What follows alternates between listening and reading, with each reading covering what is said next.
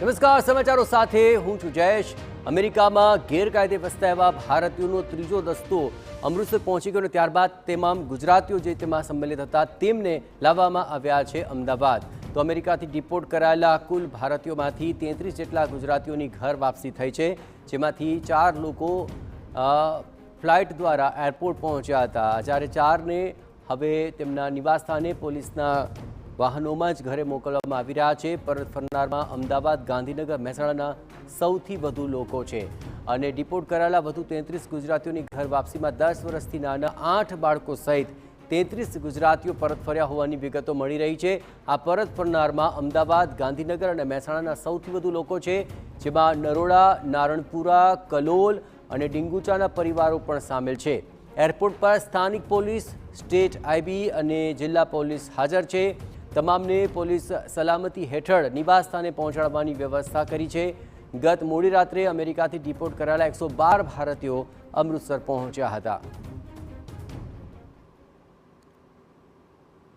એક બાદ એક તમામ લોકોને આજે અમદાવાદ લાવવામાં આવી રહ્યા છે। ગઈકાલે પણ આપણે જોયું હતું કે 8 લોકોને લાવવામાં આવ્યા હતા। આ સિવાય સવારમાં પણ કેટલાક લોકોને ડિપોર્ટ કર્યા બાદ અમદાવાદ લાવવામાં આવ્યા હતા અને અત્યારે હાલ પણ આપ જોઈ રહ્યા છો કે કેવી રીતના ડિપોર્ટ કરવામાં આવેલ તમામ લોકો એક બાદ એક અત્યારે હાલ અહીંયા પહોંચી રહ્યા છે। મહત્વનું છે કે અગાઉ જે પ્રથમ ફ્લાઇટ આવી હતી એ સમયગાળા દરમિયાન લગભગ 33 લોકોને લાવવામાં આવ્યા હતા 6 ફેબ્રુઆરીના રોજ। ત્યારબાદ ગઈકાલે એટલે કે 16મી તારીખે અન્ય 8 લોકોને લાવવામાં આવ્યા હતા અને આજે સવારમાં જે પ્રથમ ફ્લાઇટ આવી હતી એમાં 8 લોકોને લાવવામાં આવ્યા હતા અને ત્યારબાદ અત્યારે હાલ આપ જોઈ રહ્યા છો કે અન્ય તમામ જે 29 લોકો છે એમને પણ લાવવામાં આવ્યા છે।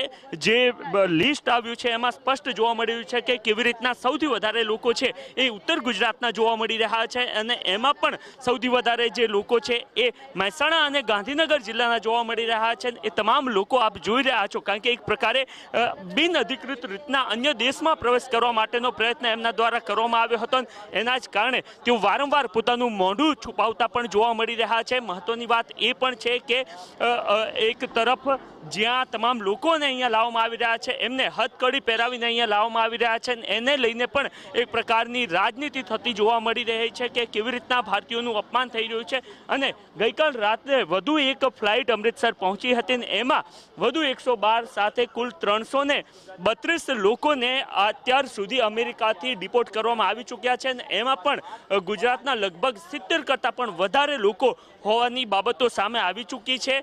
પોલીસ રક્ષણ સાથે એ તમામ લોકોને પોતાના જે નિવાસસ્થાન છે ત્યાં લઈ જવામાં આવી રહ્યા છે ને એક બાબત અહીંયા એ પણ જોવા મળી રહી છે કે જે ડોલરિયા પ્રદેશ તરીકે જે વિસ્તારને જોવામાં આવી રહ્યું છે એ વિસ્તારના લોકો સૌથી વધારે છે અને આ તમામ લોકો કેવી રીતના ત્યાં પહોંચ્યા એને લઈને પણ પ્રશ્નો થઈ રહ્યા છે, કારણ કે અત્યાર સુધી જે બાબતો આવી હતી એમાં આપણે તમામ લોકોએ જોયું હતું કે કેવી રીતના લાખો કરોડોના ખર્ચ સાથે સમગ્ર પરિવાર અમેરિકા જવાની અથવા તો ડ્રીમ યુએસએ પૂરું કરવા માંગતા હોય છે અને એ તમામ લોકો જ્યારે પકડાઈ ચૂક્યા છે અને જે પ્રકારે ટ્રમ્પ સરકાર શક્તિ દર્શાવી રહી છે ત્યારે એ તમામ લોકો એક બાદ એક વતન પરત ફરતા જોવા મળી રહ્યા છે। કેમેરામેન ઇમરાન શેખ સાથે નરેન્દ્ર રાઠોડ, TV9 અમદાવાદ। તો આખરે સૌથી